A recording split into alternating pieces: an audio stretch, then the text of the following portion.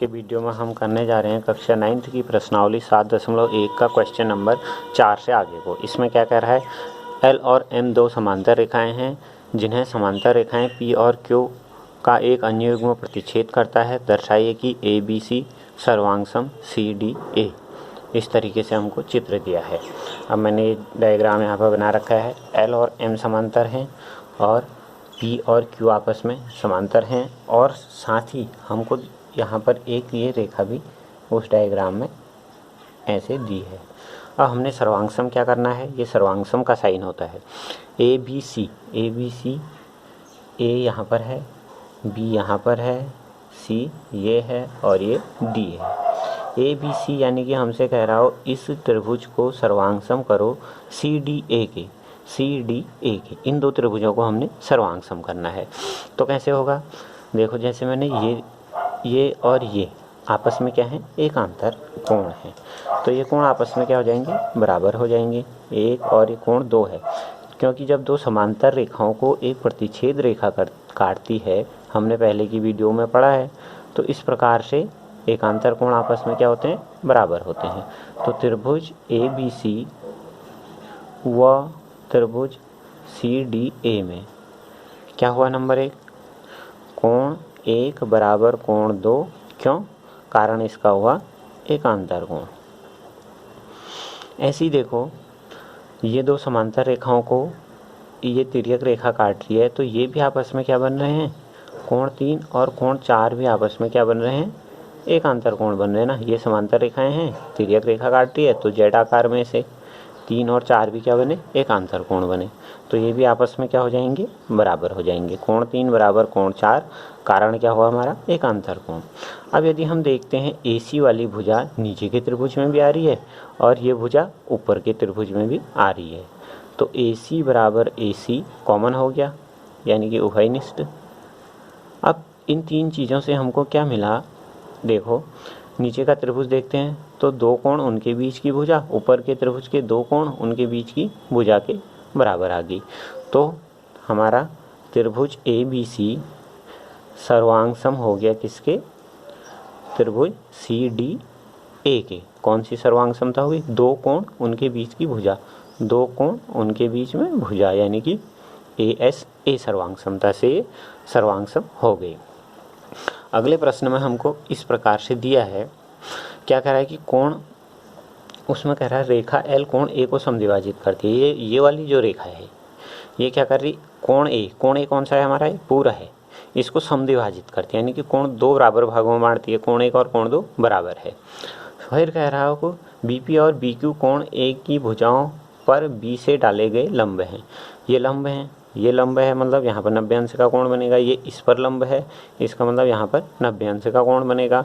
तो हमने सिद्ध करना है, क्या सिद्ध करना है, त्रिभुज APB व त्रिभुज AQB को हमने सर्वांगसम सिद्ध करना है। APB कौन सा है हमारा, APB को हम देखें तो हमारा ये वाला त्रिभुज हमारा APB बन रहा है और ये AQB बन रहा है। इन दोनों को हमने सर्वांगसम करना है। तो क्या होगा, पहला तो हमारा हो गया क्या, ये समद्विभाजक था, कोण 1 बराबर कोण 2 हो गया। कोण 1 बराबर कोण 2, क्योंकि ये हमको दिया हुआ है।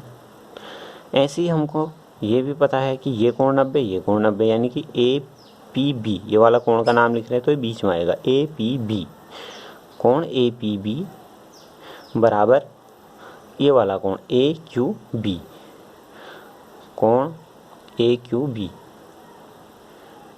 बराबर 90 अंश। ये भी हमको दिया हुआ है, ठीक है। अब हमने पढ़ा है यदि कोई त्रिभुजों में 2 कोण बराबर हों तो तीसरे कोण स्वतः ही अपने आप ही क्या हो जाते हैं, बराबर हो जाएंगे। तो कोण 3 और कोण 4 भी आपस में क्या होंगे, बराबर होंगे। कोण 3 बराबर कोण 4, ठीक हो गया। कारण लिख देगा, यदि 2 कोण बराबर, यदि 2 त्रिभुजों में 2 कोण बराबर हों, 2 कोण बराबर हों तो 2 कोण परस्पर, मतलब इसका ये और ये इसके, ये इस और ये इसके बराबर हो, तो ये तीसरे वाले भी क्या होते हैं, बराबर होते हैं, तीसरे कोण भी बराबर होते हैं। यह हो गया। अब देखो ए बी नीचे के त्रिभुज में भी आ रहा है और ए बी ऊपर के त्रिभुज बनाए तब भी आ रहा है, तो हमारा ए बी बराबर ए बी हो गया।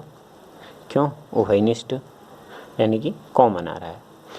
अब देख रहे हैं हमको क्या चीज़ मिल गया। हम यदि इन पर गौर करें, कोण 1 बराबर कोण 2, कोण 3 बराबर कोण 4, बीच की भुजा उभयनिष्ठ, तो हमारा त्रिभुज ए पी बी सर्वांगसम आ गया त्रिभुज ए क्यू बी के।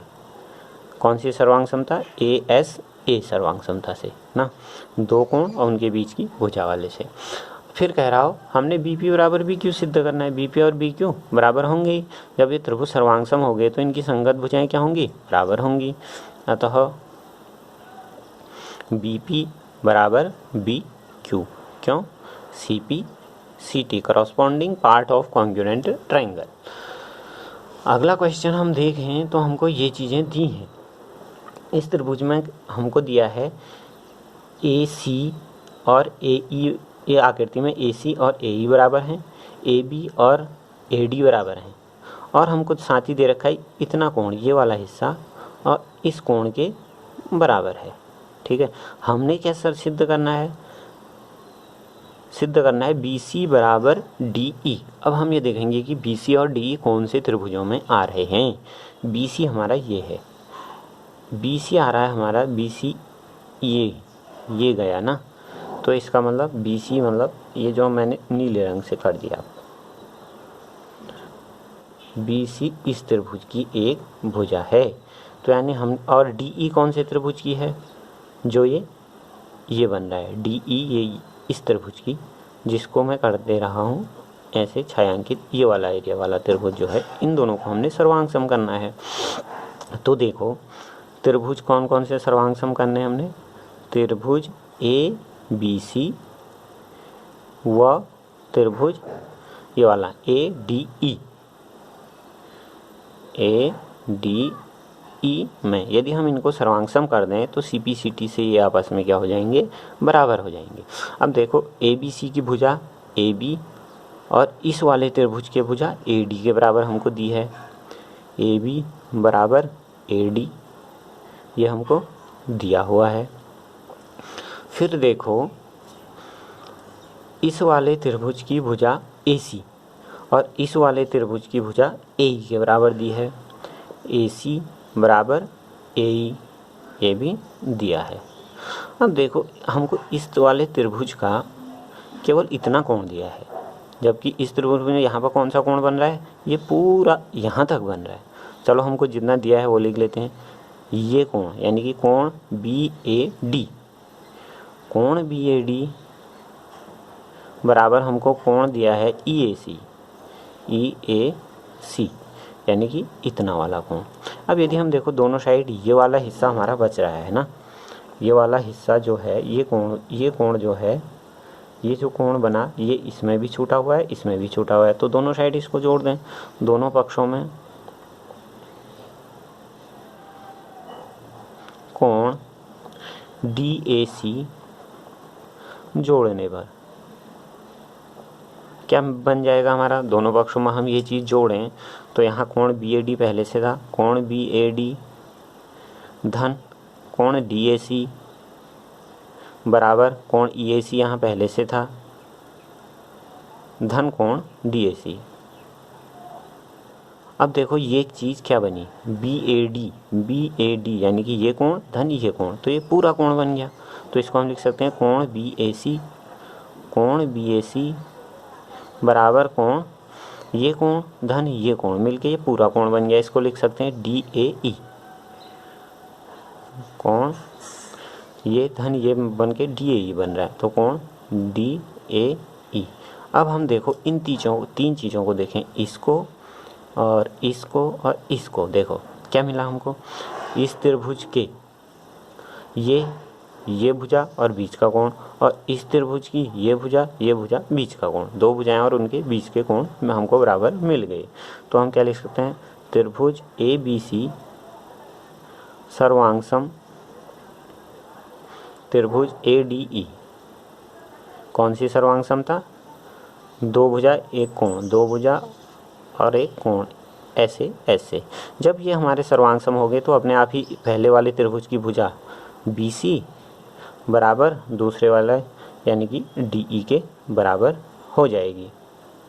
क्यों होगी? CP CT से corresponding part of congruent triangle. अब हम अगला प्रश्न देखें, उसका डायग्राम ये है और इसमें हमको दिया क्या क्या है। इसमें हमसे कह रहा है कि ये जो है AB का मध्य बिंदु है। AB का मध्य बिंदु है मतलब ये और इधर का ये रेड वाला है, इतनी लाइन और इतनी लाइन आपस में बराबर हैं। दूसरा ये कोण और ये कोण हमको बराबर दे रखे हैं।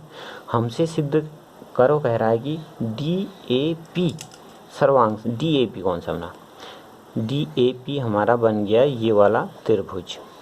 इसको सर्वांग सम करो कह रहा है कौन से त्रिभुज के बराबर, DAP यानी कि हमारा ये जो मैंने ब्लू लाइन से मैंने कर दिया, और बाकी जो रेड लाइन वाला त्रिभुज बना है उसको सर्वांग सम करो कह रहा है। इसको आपने स्वयं करना है, दिया है सिद्ध करना है, लिख लेंगे। अब हल कैसे होगा, अब देखो नंबर 1 तो हमारा इस त्रिभुज की ये भुजा इस त्रिभुज की ये भुजा के बराबर होगी। क्यों? क्योंकि ये मध्य बिंदु है।